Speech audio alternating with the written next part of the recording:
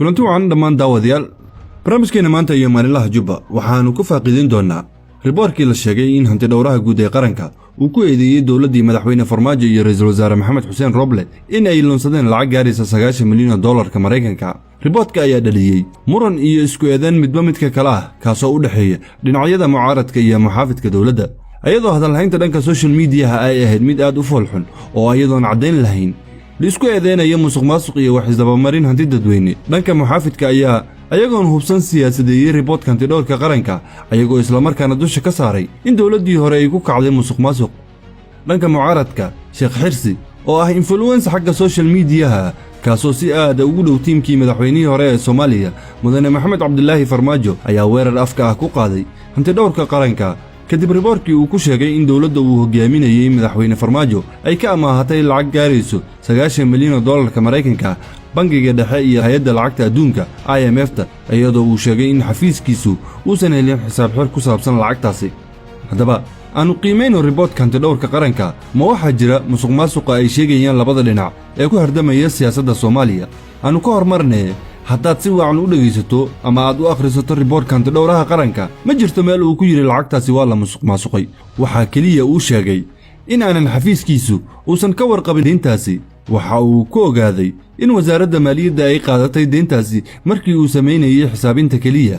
weliba waxaa ku xusan riboortka inuusan helin caddayn ku saabsan heshiiska u dhaxeeya IMF-ta iyo dowladda. sidoo kale waxa uu sheegay inuusan baarlamaanka ansixin lacagtaasi. waxba yaan hadalka idinku daalinay, bal nala daawada waxa uu ka yiri hanti dhowraha qaranka riboortkiisa. maadaama ay koobneed xogtii aan helay si aan wax badan uga ogaado saxnaanshaha warbixinta maaliyadeed ee sanadkii 2011 waxaan ka gaabsaday inaan aragti ka dhiibto xisaab xirkii la ii soo gudbiyey.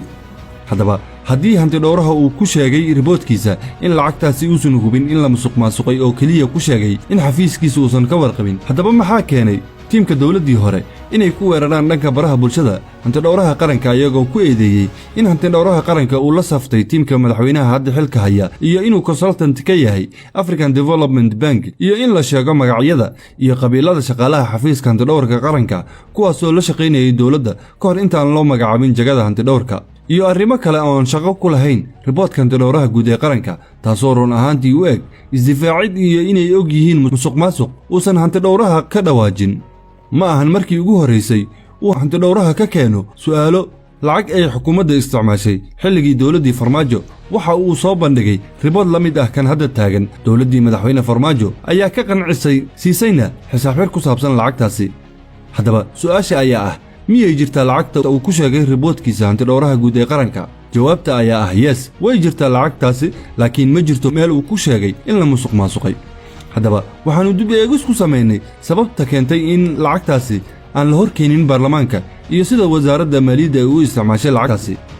ma aysan jirin baarlamaan ansixiya lacagtaasi, waayo baarlamaanku muddaxileedkiisu wuxuu ku ekaa Diseembar sanadkii 2020 ayadoo isla markaani ay jirtay doorasho isku diyaarin iyo khilaafyo siyaasadeed, taasoo keentay in wasaaradda maaliyadda aysan horkeenin lacagtaasi baarlamaanka. sidoo kale wasaaradda maaliyadda ayaa IMF-ta ka amaahatay lacagtaasi sababtoo ah ma aysan jirin budget support ka imaanaya international community-ga kadib markii ay ku xireen lacagta ay bixiyaan in waddanka doorasho ka dhacdo. xilligaasi oo dowladdii uu hogaaminayay madaxweyne Farmaajo uu doonayay inuu ku darsado muddaxileedkiisa 2 sano, taasoo kuwa loogu yeero international community-ga ay dul saareen dowladda cunaqabateyn xagga dhaqaalaha ay ka taageeraan Soomaaliya. sanadkii hore Dr. Bella ayaa Facebookka si live ugu sheegay Sheekh Xirsi in dowladda ay sakaxadda joogtay oo aysan awoodin inay mushaaraadka bixiyaan maadaama ay joogsadeen deeqaha ka imaan jiray international community-ga. waa kan hadalka Dr. Bella ku qirtay in dowladdu ay ka qaadatay deem IMF-ta. ma garanayo sababta loo siyaasadeynayo riboortka hanti dhowrka kaasoo gudanaya shaqada uu hayo qaranka. hanti dhowraha waxa uu sheegay oo keliya in deyntaasi aysan soo marin hab baarlamaan oo aanan ka diiwaan gashnayn xafiiska hanti dhowrka qaranka. haddaba dadka faaqideeya siyaasadda Soomaaliya ayaa ku fasiray siyaasadeynta labada dhinac ay keentay hubsiimo la'aan ku saabsan riboortka hanti dhowraha qaranka.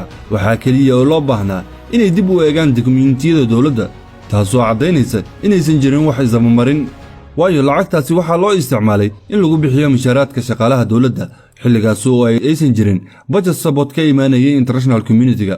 waxaa caado ka ahayd tan iyo dibudhiskii dowladnimada Soomaaliya inuu hantidhowraha soo saaro ribood ku saabsan lacag aan xisaab celin laga hayn taasoo inta badan ka imaata wasaaradaha iyo dowlad goboleedyada lacagta loo diro ayagoo isla markaana soo celin xisaab xir taasoo run ahaantii u baahan in wax laga bedelo haddaba in hantidhowraha uu sheego lacagtaasi waa shaqadiisa balse macnaheedu ma ahayn inay jiraan musuqmaasuq midda kale eedaynta loo soo jeediyey hantidhowraha qaranka oo ah inuu mishaar ka qaato African Development Bank dembi ma ahan ma jiro sharci sheegaya in qof dawladda u shaqeeyo uusan advisor ama consultant ka noqon karin institutionada caalamiga sida African Development Bank ama World Bank gunaanadkii wargeyska maalinlaha Juba waxaan mar walba isku daynaa inaan u dhawaano xaqiiqda meel walba ay nala gasho haddaad dood ka qabto warkan fadlan noogu reeb aragtida dhanka commentiga waxaan isku dayi doonaa inaan ka qancino haddii aad ku qanacsan tahayna fadlan ku soo biir